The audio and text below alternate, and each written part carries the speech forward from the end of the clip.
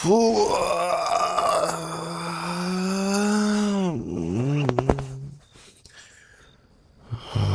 banget sayang. Enggak mau dipijat, nggak usah. Maunya dipeluk, disayang-sayang. Maunya dikadal, dipuk-puk kepalanya. Boleh? Hore.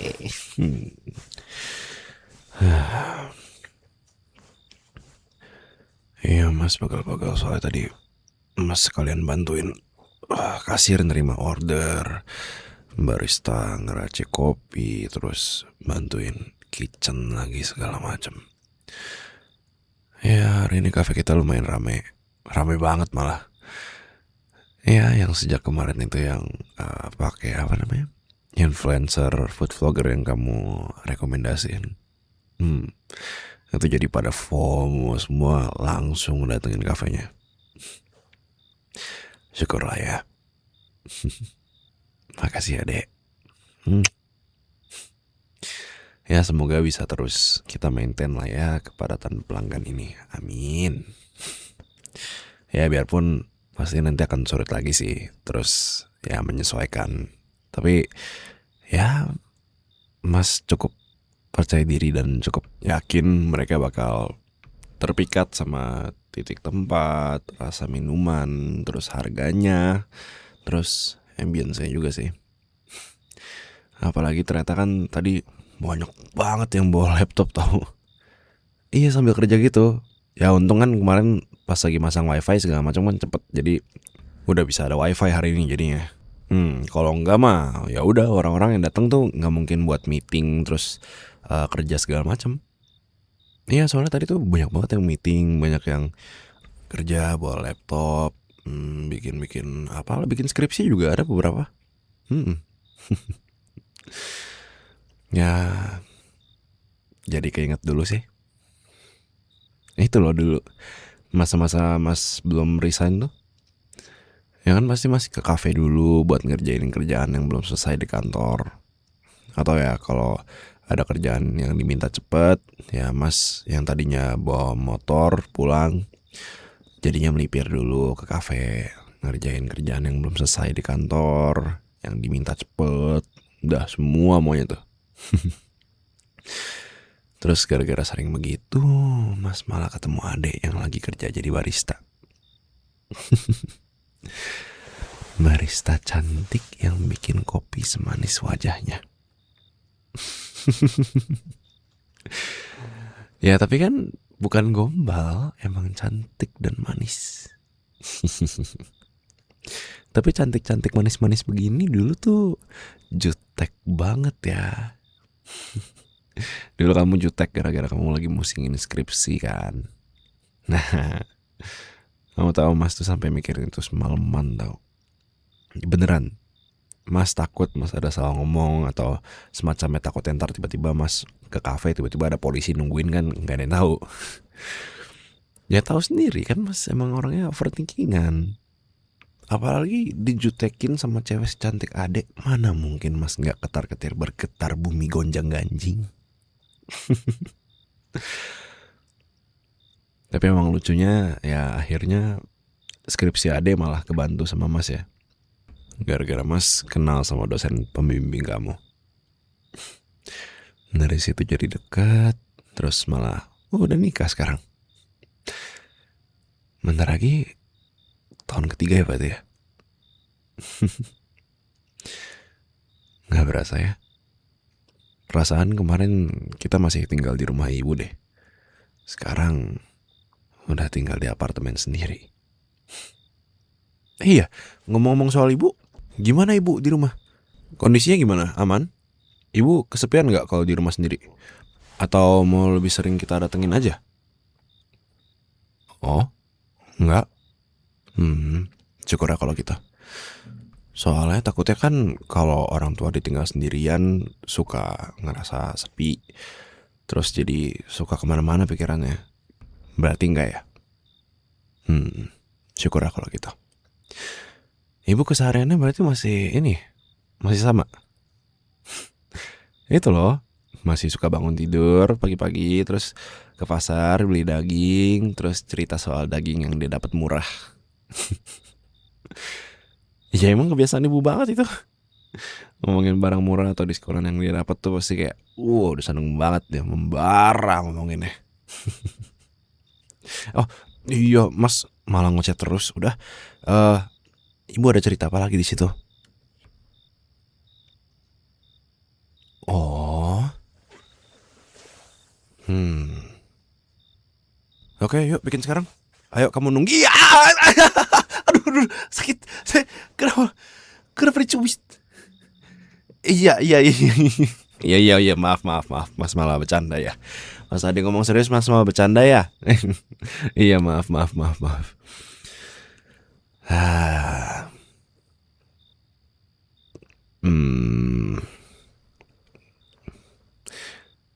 Ade takut ya? Kebaca dari mukanya, tegang banget soalnya.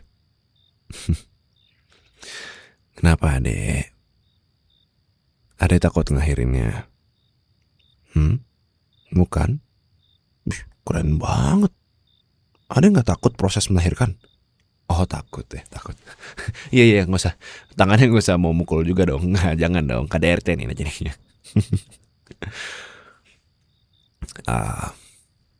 Tapi kalau gitu takut apa deh?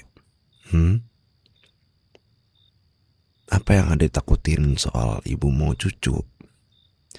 Itu kan wajar diminta sama ibu. Mau gimana pun pasti beliau udah ada ekspektasi untuk punya cucu begitu anak satu-satunya menikah.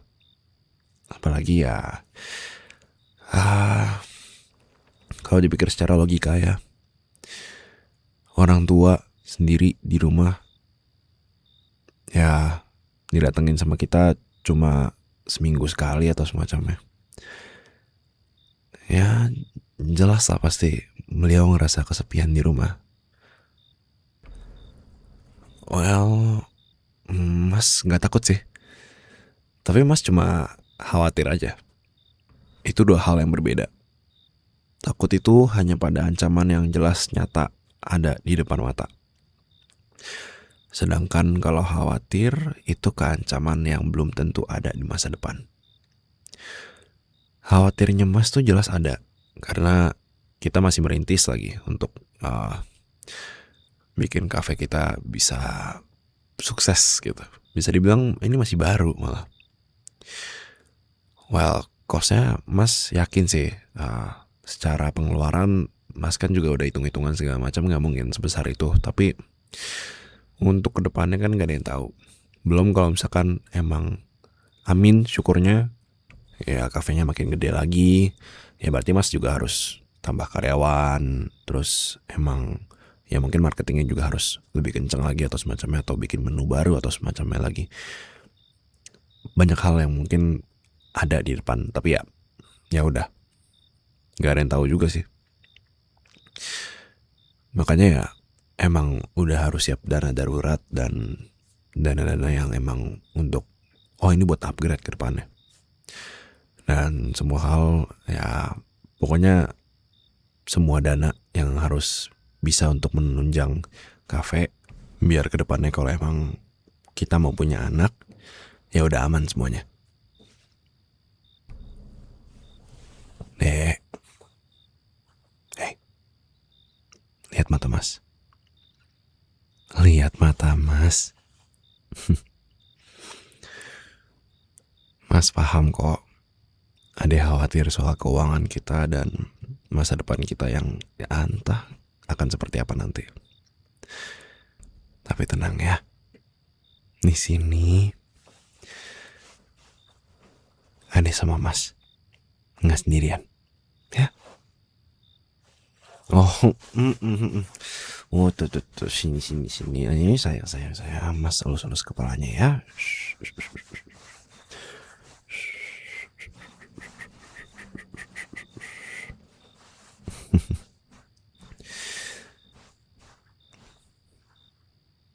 Nek, makasih ya udah ngomong sama Mas. Nggak apa-apa. ada banyak kemungkinan dalam skenario seperti ini justru pasangan malah menyembunyikan fakta sesungguhnya agar dalam tanda kutip menghindarkan suami dari pemikiran yang dikhawatirkan bisa memenuhi pikirannya. Tapi nyatanya sebenarnya kalau Mas dikasih tahu kayak begini sama Ande, Mas malah bersyukur. Karena mungkin hal ini nggak akan pernah kita omongin sampai suatu saat ada nih masalah ini terbawa ketika kita berargumen satu sama lain. Jadi Mas sangat amat mengapresiasi kejujuran dan keberanian Ade untuk berbicara sama Mas soal ini. Good job sayang. Good job. Khawatir soal punya anak dengan kondisi yang sekarang memang diperlukan. Sangat diperlukan. Terutama dengan kondisi ekonomi kayak gini. Malah Mas ngerasa kalau nggak khawatir, kitanya malah jadi kayak orang tua yang nggak bertanggung jawab, yang cuma mikir bikin anak doang tapi nggak mau ngerawat.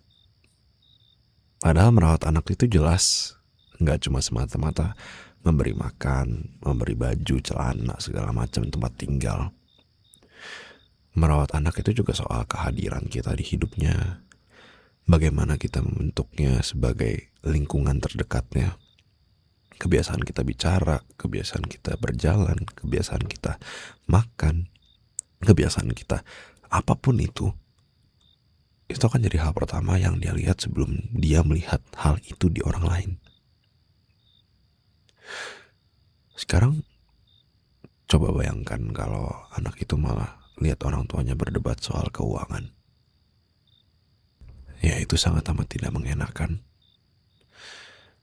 Dia bisa berpikir kalau uang itu adalah perusak dibanding yang menunjang kehidupan.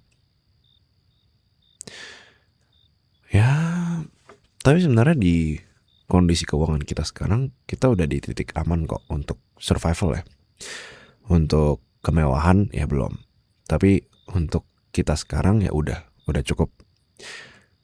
Dana darurat kita berdua udah ada. Bahkan untuk ibu juga udah aman.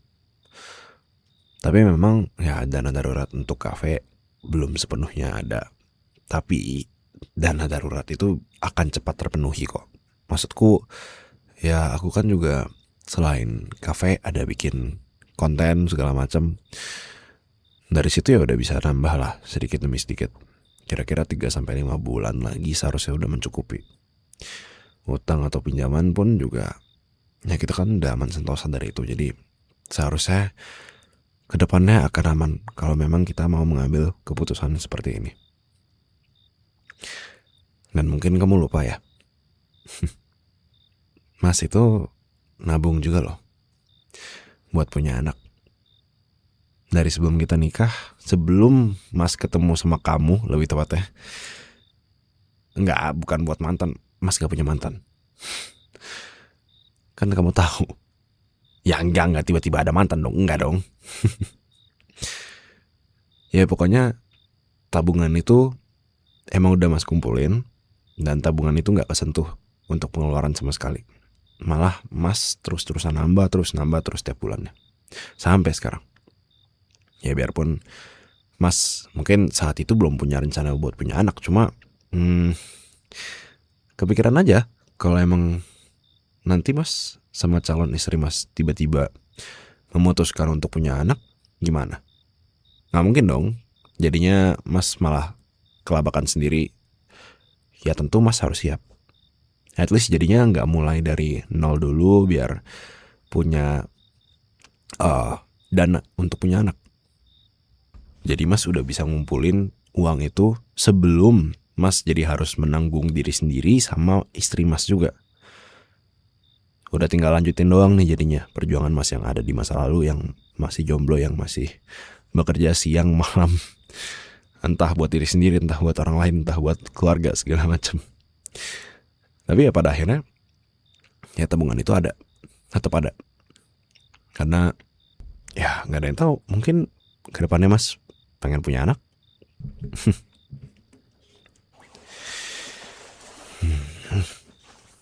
Sayang, Dek, tenang ya. Mas itu bukan orang yang gegabah kok. Well, at least sekarang sih. Kamu inget gak? Dulu tuh Mas pernah hidup kayak OKB gara-gara tabungan 2 digit.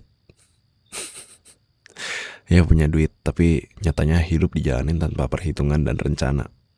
Dan ya kamu tau lah, itu hidup Mas yang sangat amat enak tapi membunuh secara perlahan. Hidup cuma jalan foya-foya, gak ada tujuan, luntang lantung gak jelas hidupnya.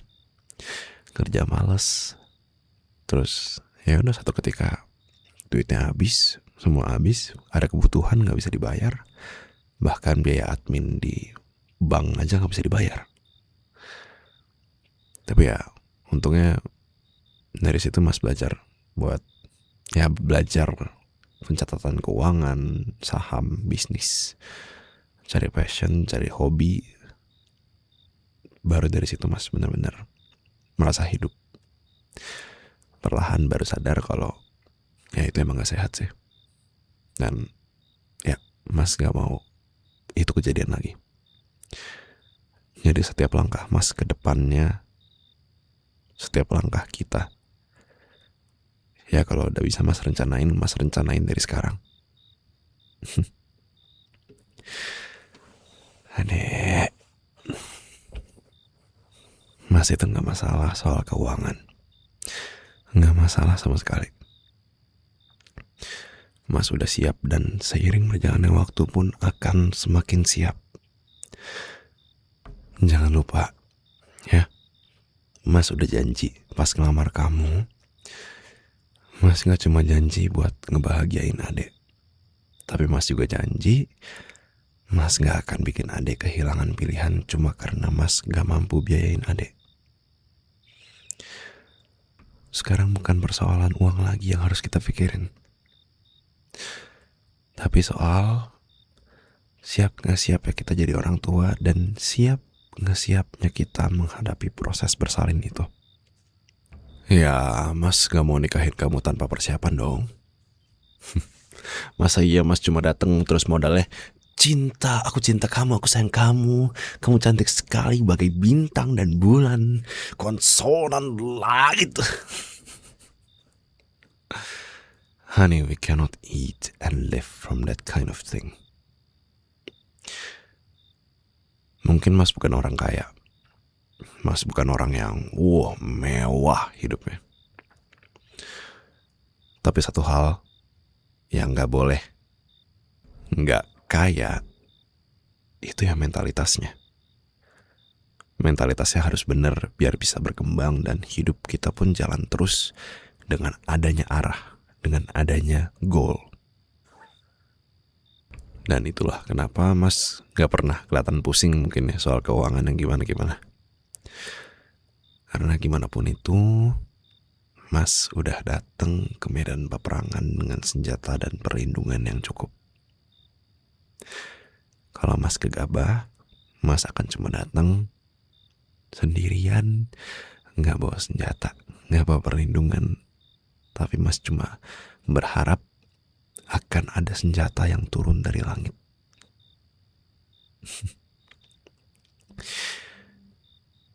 Intinya, kalau Mas sendiri, Mas siap.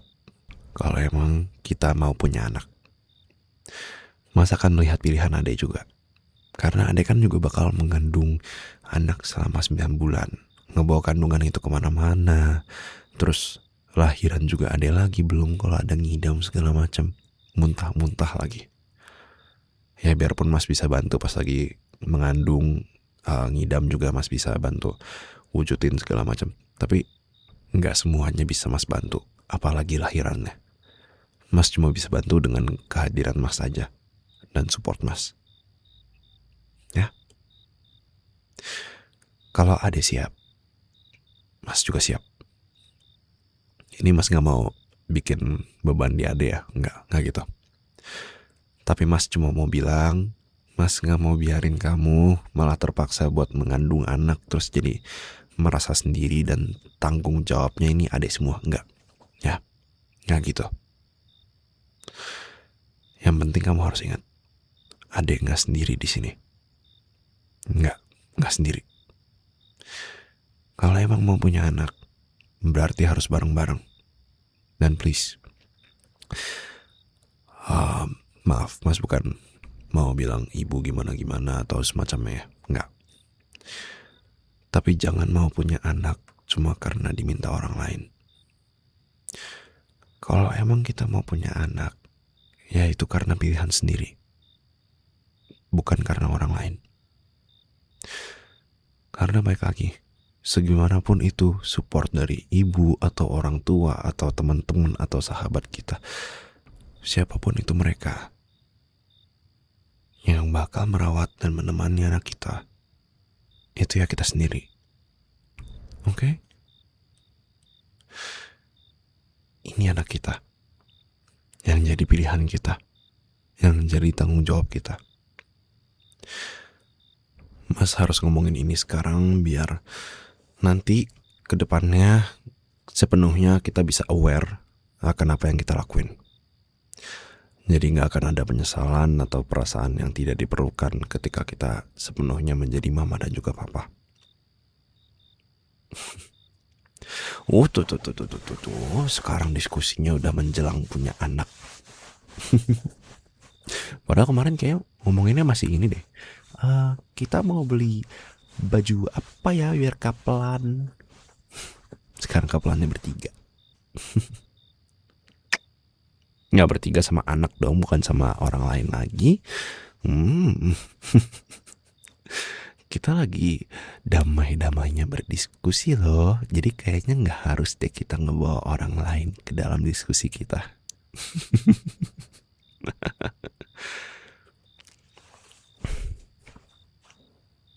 Gini ya, Nek, pokoknya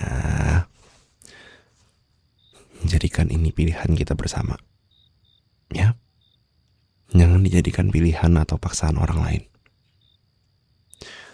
Kalau emang mau punya anak, harus dari keinginan diri sendiri, bukan karena paksaan atau permintaan orang. Mungkin buat ibu lucu, oh ya lucu ada cucu, ya. Tapi buat kita, apakah itu akan sepenuhnya lucu? Belum tentu. Lucu mungkin ya, ada pasti ada lucunya kok. Punya anak tuh lucu. Tapi pasti ada beratnya. Ada yang harus ditanggung lagi, ada yang harus dipikirin lagi ke depannya. Gitu. Ini aku cuma mikirin yang posibilitas yang bisa sampai yang terburuknya ya. Bukan berarti aku bilang aku benci anak kecil. Enggak gitu. Nggak mungkin aku membenci anakku sendiri.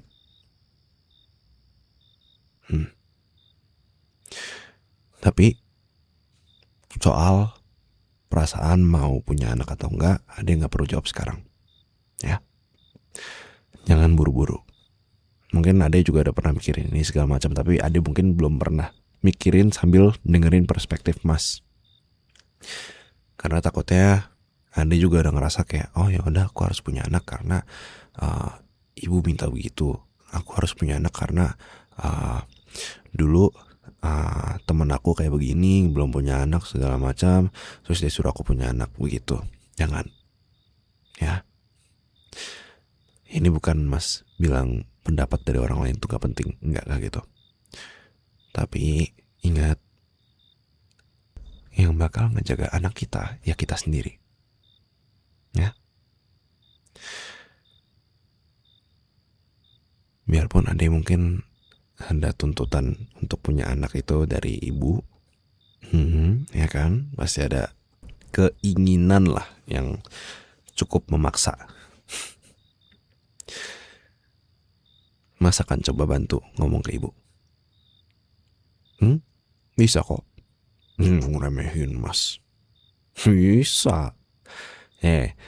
Sayang, Mas kan udah pernah yakinin ibu demi nikahin kamu. Emang dulu dipikir Mas datang ke rumah kamu tuh cuma, halo tante, saya mau nikahin anak tante, kan gak gitu. banyak sekali perdebatannya, banyak sekali argumentasinya yang harus kita adu satu sama lain, kita cari jalan tengahnya satu sama lain. Balik lagi kan, Mas juga bukan orang kaya, Mas juga bukan orang yang hidupnya mewah atau semacamnya. Jadi ya Mas gak punya apa-apa yang bisa benar-benar Mas pegang, kecuali ya Mas, mindset Mas, dan modal yang Mas punya saat itu. Yang bisa dibilang modal Mas saat itu lumayan nekat dan pas-pasan banget. Tapi itu menurut Mas ya. Soalnya banyak orang yang bilang modal udah lebih dari cukup, tapi buat Mas itu masih pas-pasan banget. Apalagi harus mikirin ke depannya, Mas gak mau bikin adek susah. Jadi Mas akan ngobrol sama ibu, dan nanti kita cari jalan tengahnya sama-sama. Oke? Semua akan baik-baik saja. Percaya sama Mas ya.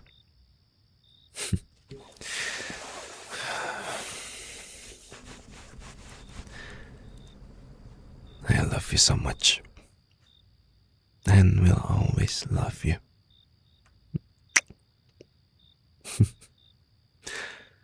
Jangan merasa sendirian ya cantik. Mas di sini sama adek.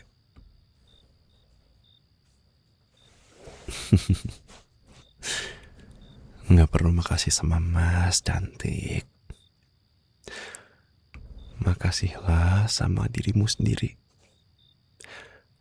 Karena adek udah milih Mas buat jadi suami adek.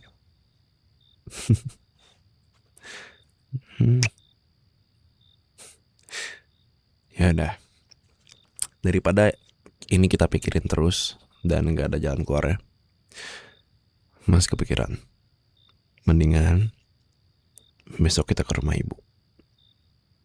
Iya, kita langsung ngomongin aja, biar semuanya clear, perasaan kita juga clear, perasaan ibu clear, semuanya aman. Tapi catatannya adalah kita udah harus siap sama pilihan kita sendiri. Jadi kalau besok belum ada pilihan dari kita, ya jangan. Kita cari lain waktu. Minggu depan, bulan depan, gak masalah. Yang penting kita sama-sama clear. Tapi kalau emang udah ada, ya udah ayo. Iya dong. Sebelum kita meyakinkan orang lain dengan pilihan kita harus bisa siap dan juga yakin dengan pilihan kita sendiri. Pokoknya sekali lagi Mas ingetin ya. Di sini nggak ada aku dan kamu, nggak ada Mas dan adek. Di sini adanya kita, ya. Karena kita itu suami istri. Nggak mungkin kita jalan sendiri-sendiri. Kalau jalan sendiri-sendiri, itu namanya bukan suami istri. Itu namanya tidak terikat hubungan apapun. Makanya sendiri-sendiri. Paham?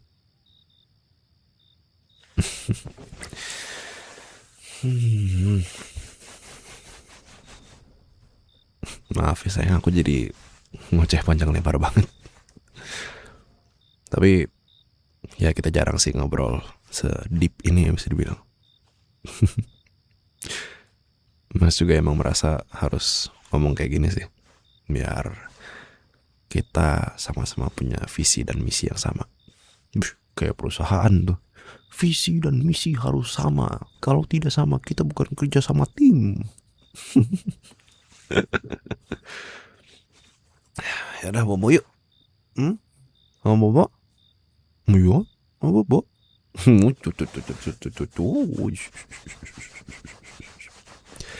Lucunya istriku ini. Sedetik ngomongin mau punya anak, sedetik lagi ngomongin diri sendirinya yang kayak anak. Mau diasuh. Ya udah, mau bawa sayang. Ya di sini, di atas Mas aja.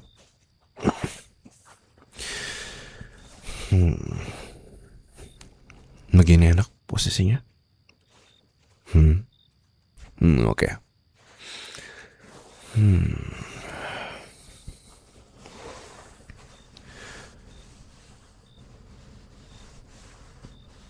Dek, nggak apa-apa. Mas cuma mau bilang, Mas sayang banget sama adek.